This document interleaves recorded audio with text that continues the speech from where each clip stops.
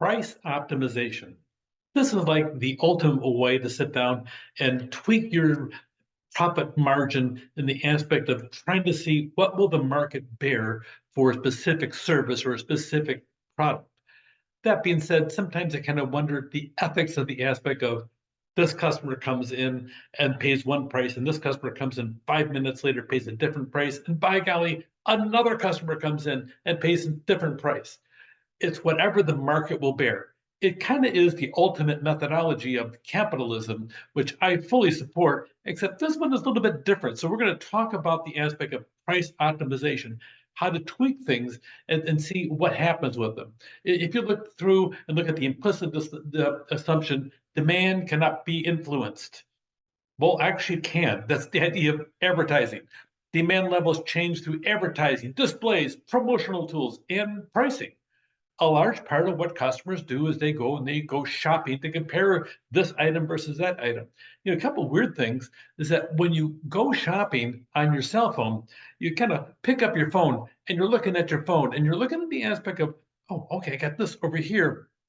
If you look on your phone and you see one item, there's a strange idea in your head that if the item is priced for $4.99, you tend to round it down to four if it's a single item.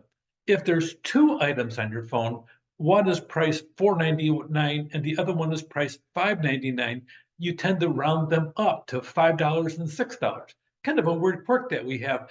But see, pricing really does play a major role as to what is the actual value perceived by the item. Sometimes an expensive vehicle, an expensive outfit, an expensive whatever, the expensive part is critical to the aspect of, is it really valuable? If you have exactly the same product sitting side by side in two different types of containers, all of a sudden now you're going to be looking at the packaging, and the packaging makes it look more valuable. You might perceive it as being more valuable, even though it's exactly the same thing. Whenever you get something from Apple, Apple has one of the finest packaging items on planet Earth, as far as I'm concerned. You get an iPad, and it comes in this gorgeous box and has the wrapping on it. You got to do 17 different things just to open it. Wow, that's really hard. It must be really valuable inside. You open it up, and it's beautiful on the inside. It's white on the outside, all shiny and polishy. On the inside, you open it up, there's another white layer. Then you have another one, and lo and behold, there is your iPad, glowing, shining, and your heart goes pitter patter. Your blood pressure rises slightly. Your eyes they dilate slightly, and then underneath it, it's all the weird stuff. You know, the cords and everything else. That's all packaged underneath it because that's not cool. Your iPad is cool. You know, it is that simple. Price is a big deal. The perception of price being something of value, the more expensive it, that all plays into the game.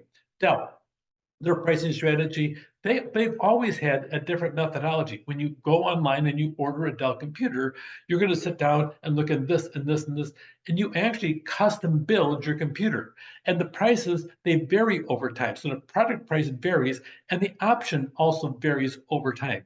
Sometimes they actually have a flexible system to the point that you're looking at something and you check back 3 days later and the price is different. And the only way you can figure out it's different is that you go back and if you took notes before. Otherwise, you can't find what the price was previously. So Dell has a pricing strategy. That's not unusual.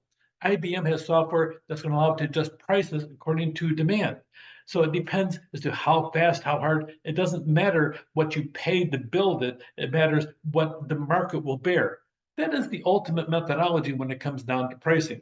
Nikon, their camera sold about $600, but the provider rebates sometimes where the camera is purchased depending upon where it's at, or if you know where to find that coupon.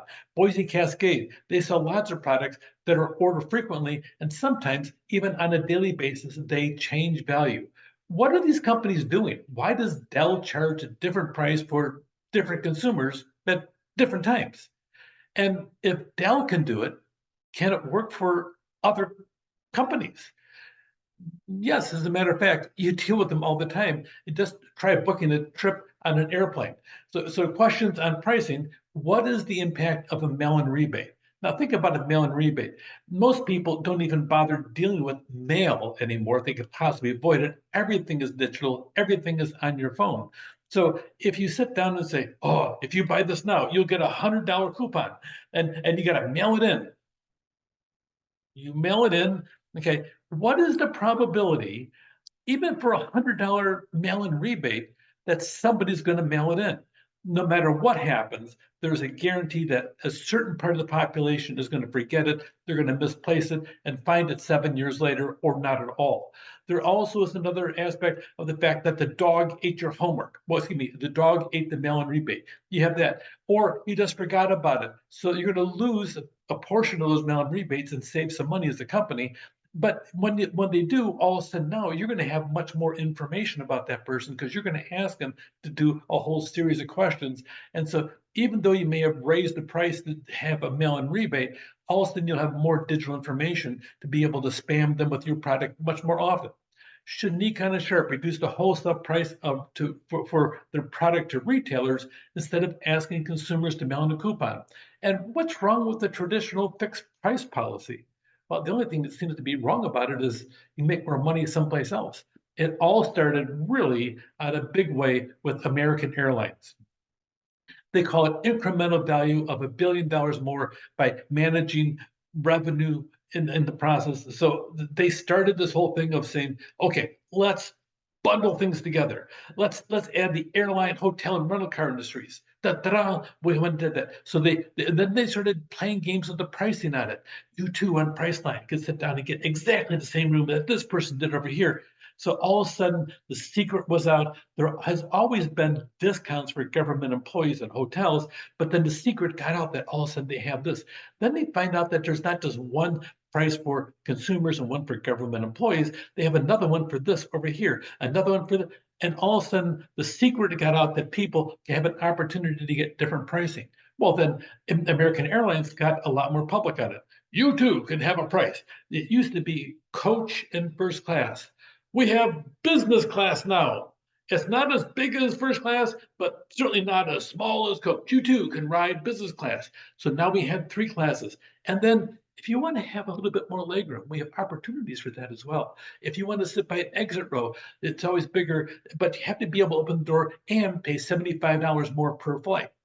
Okay, so then you have, so literally now you can have an aisle seat and be paying one price. The person on the opposite side of the aisle can be paying a different price above or below $50 to $70 for that price. It just depends what time they booked it, when they booked it.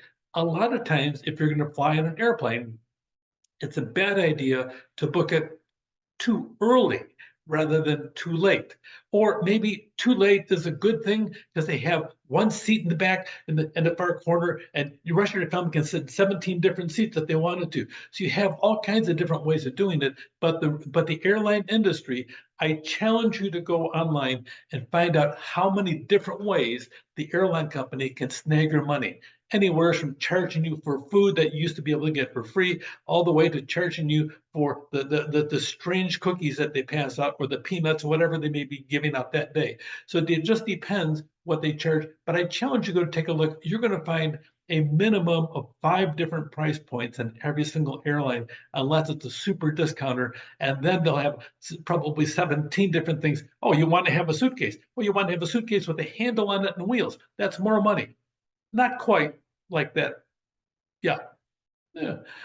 Demand for product will typically go up as a product price goes down. So you see that all the time. Then certain products are more or less sensitive to price changes.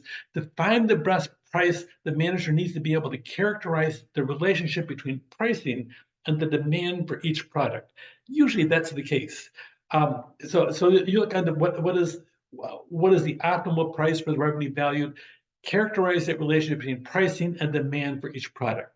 The customer is going to determine really the value of that product at the end of the day, because if they don't like the value comparison, they're going to walk away from it, and you'll be stuck with something sitting inside your store instead of in the customer's home with you having money in your bank account. The issue that may involve a lot of complexities, going through vast quantities of data. How is the competitor's behavior? You may need to understand what that is, because they could be running the sale and all of a sudden your store is vacant. It just depends where they are. Retailers have a lot of pressure when it comes to improve the revenue, the margins, the market share. A lot of it is about optimizing price models. You want to have the three things out there: the data, the analytics, and the automation. The automation is usually robotic automatic processing. So you look at that aspect, then you're going to have computing speed that will optimize the different aspect of pricing of hundreds of competing products. Retailers are now in a very complex and competitive environment. They're competing with brick to brick, brick to mortar stores. They're competing against online stores. They're competing with people coming in and trying their best to sit down and marginalize different aspects of it. And price optimization can be very, very complex. So it can be risky. It depends where you are. Flexible pricing by any name is real and getting traction. Price optimization, especially with AI, will become more complex and commonplace on a daily basis. And then data analytics, automation will play big roles in any optimization that you choose to pursue. Price optimization, its time has come for the retailer, not so much for the consumer. I'm not certain I'm looking forward to that opportunity. Yeah, it's here anyway, and then I doubt if any of us can stop it. Price optimization. Take care.